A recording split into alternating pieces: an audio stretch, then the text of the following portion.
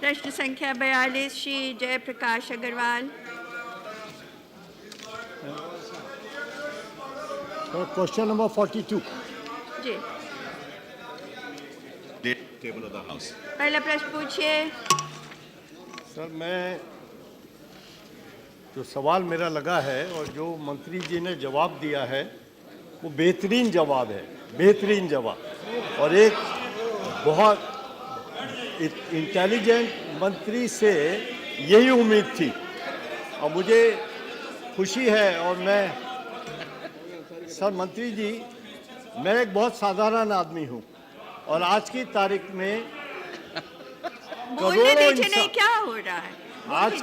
आज की तारीख में करोड़ों इंसान जो मेरे जैसे बिगड़ पढ़े लिखे आदमी कंप्यूटर पे काम करते हैं, उनके लिए आपका जवाब बहुत भारी है।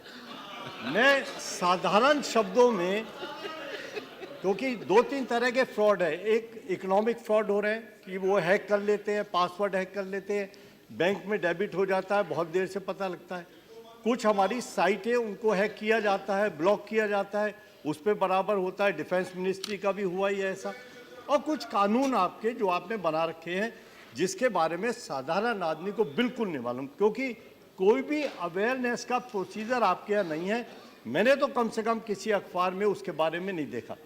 जिस चीज़ को करोड़ों इंसान इस्तेमाल कर रहे हों और राजीव गांधी जी उसे लाए थे, तो मैं आशा करता हूं कि आप उसके बारे में कुछ ऐसे कदम उठाएंगे ताकि लोगों को अच्छी तरह उसकी जानकारी हो सके। मेरा सर, कभी तो मौका मिलता है बोलने तो दो।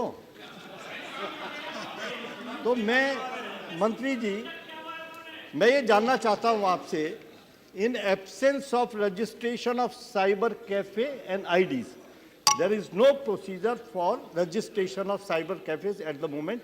और जो फ्रॉड होते हैं उसके बाद पुलिस वाले उसे ढूंढते रहते हैं। दूसरा, there is no proper legislation, specialized inquiry officers, courts along with strong stringent punishment for the guilty, and you have no access to the service provider or internet providers who are sitting in US or Europe and anywhere else like Google's and Yahoo. They don't have offices in India, so you have no control over them, and you have no international agreement on this subject with the countries, between the countries. So I would like to know what is your answer, what steps you are going to take on this. Honorable Minister. I think the distinguished member has raised a very important issue, and I must confess that this is all work in progress. The cyberspace is a new medium, a very unique medium through which the young people of our country are using in a big way.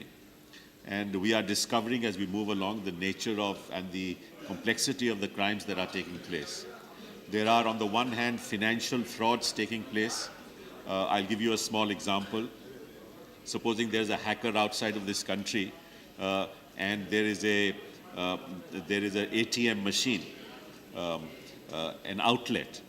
What they do is they put a malware in that outlet, and through that malware they get the credit card number of the consumer who has used that particular outlet. That credit card number is then conveyed to the hacker, and then the hacker uses that credit card to withdraw lakhs of rupees from that fund. Now, the Reserve Bank of India has issued several circulars to banks to say as to what should be done, and that should be very careful. There are also advisories given to consumers, क्योंकि जो उपभोक्ता हैं उनको ये नहीं मालूम, कई बार आपने भी अपने फ़ोन में देखा होगा कि आप $1 लाख जीत गए, ऐसा अक्सर आता है। और अगर आप हमसे आप बातचीत करेंगे तो आपको हम बताएंगे कि इतनी फीस जमा कर दोगे, आपको $1 लाख मिल जाएगा। तो इस किस्म के भी फ्रॉड होते हैं। मनी लॉन्ड्रिंग स्कीम्स भी चल रही हैं। एक तो इस किस्म का फ्रॉड है, और ये बात सही है और माननीय सदस्य ने सही कहा कि हमारा कोई अंतर्राष्ट्रीय एग्रीमेंट भी नहीं है और एग्रीमेंट करना भी बड़ा मुश्किल है, और इस पे चर्चा हो रही है, अंतर्राष्ट्रीय स्तर पे चर्चा हो रही है, और हम चाहते हैं कि एक ऐसा एग्रीमेंट हो। लेकिन उधर एक और भी राय है कि इंटरनेट एक ऐसा माध्यम है जिसको किसी के कंट्रोल के अंतर्गत नहीं करना चाहिए, कोई सरकारी कंट्रोल के अंतर्गत नहीं होना चाहिए। तो इस पे अब काफ़ी चर्चा होगी और मुझे लगता है कि कुछ वर्ष लगेंगे कि कोई अंतर्राष्ट्रीय एग्रीमेंट हो। ये भी बात सही है कि there are intermediaries, madam, there are intermediaries who are running these systems who are far away from the law. And when we seek to get information from these intermediaries, they don't give that information. अगर कोई cyber crime होता है और हम उसके बारे में intermediary के गूगल हो या फेसबुक हो उनको भेजते हैं कि आप इसके हमें फैक्ट्स दीजिए, तो वो अक्सर हमें जवाब ही नहीं देते। अच्छा, और उनके क्योंकि ऑफिसेज जाना रजिस्टर्ड नहीं है तो हम उनके खिलाफ कोई कार्रवाई भी नहीं कर सकते। और इस बीच कानून में ये लिखा हुआ है कि 60 या 90 दिन के बाद वो इंफॉर्मेशन भी खत्म हो जाएगी। तो मैं समझता हूं कि ये वर्क इन प्रोग्रेस है। जो आपने कहा है सुझाव अच्छे हैं, हम राउंड टेबल के द्वारा एनजीओज स्टेक होल्डर्स के साथ चर्चा भी करते हैं, अंतर्राष्ट्रीय स्तर पे भी चर्चा करते हैं, और मैं समझता हूं कि कुछ आने वाले दिनों में कुछ सुझाव जरूर निकलेंगे। लेकिन जो आपने अवेयरनेस कैंपेन की बात की उसको मैं स्वीकारता हूं और हम कोशिश करेंगे कि इसकी अवेयरनेस की ओर बढ़ाएं। कई और भी ऐसे हैं कि किसी आप साइट पे चले जाओ तो कोई ऐसा हैकर है जो उस वैसी ही साइट बना देता है, रूबरू वैसी साइट बना देता है, और लोग समझते हैं कि ये जेन्युइन साइट है, और इस साइट द्वारा सारी डिटेल्स उस फैब्रिकेटेड साइट को दे देते हैं। अब उसके हाथ में उस कंज्यूमर की डिटेल आ गई, और फिर वो डिटेल अब इस्तेमाल करके गुमराह करता है कंज्यूमर को, उपभोक्ता को गुमराह करता है। तो कई किस्म की ऐसी बातें हैं, हम उस पर गौर कर रहे हैं, और ज़रूर जो आपने कहा है उस पर हम गौर करके आगे के कदम बढ़ाएंगे। दूसरा प्रश्न पूछिए।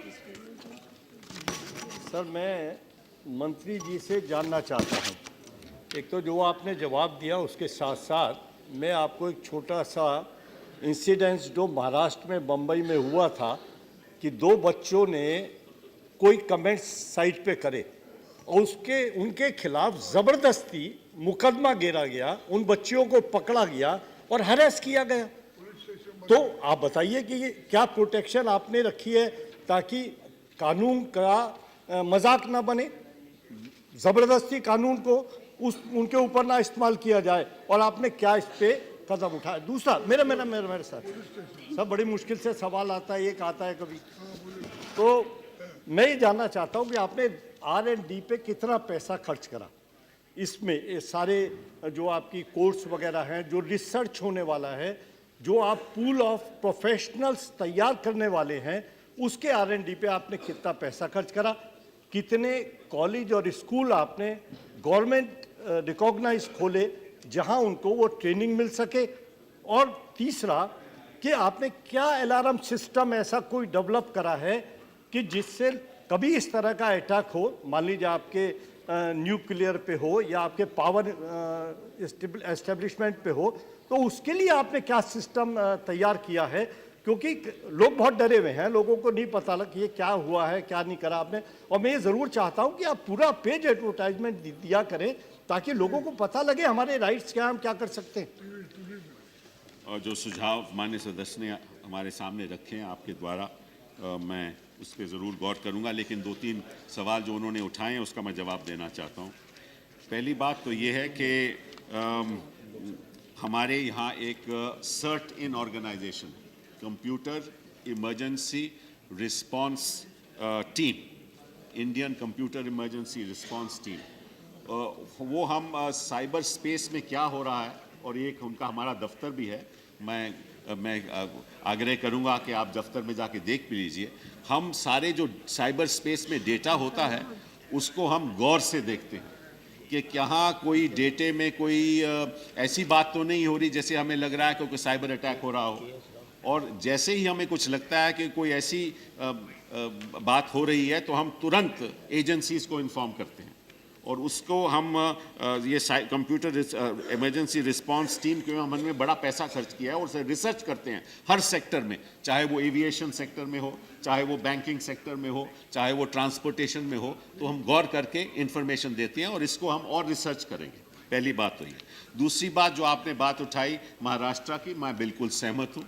इस देश में मैं समझता हूँ कि जो इन्फोर्समेंट एजेंसीज है, खासतौर पर जो हमारे पुलिस कर्मी हैं, उनको 66 से इंफॉर्मेशन एक्ट का पूरा ज्ञान नहीं है, और वो समझते हैं कि कोई भी अगर कंप्लेन करता है, चाहे जेन्युइन कोई क्रिटिसिज्म करता है, तो उसमें हमें कोई आपत्ति नहीं होनी चाहिए।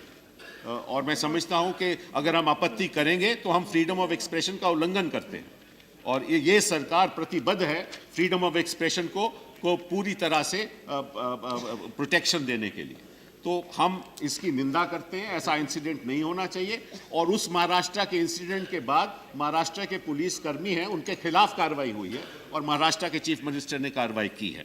तो दूसरी बात ये। तीसरा सवाल आपने पूछा कि कितना खर्च हुआ है इस पे, ट्रेनिंग वगैरह पे। तो आपको बताऊं कि जी R&D और साइबर सिक्योरिटी पे और खर्च ट्रेनिंग पे लगभग 300 करोड़ खर्च हो चुके हैं और हम चाहेंगे कि और भी खर्च हो, क्योंकि as I said it is work in progress. This is a new medium. We have to yet fully understand this medium, and we have to also take protective measures because we do not know what the medium is going to do next.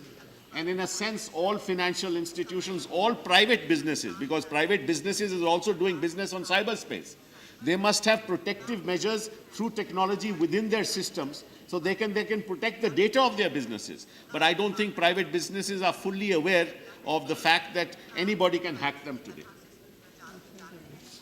Shri Sanjay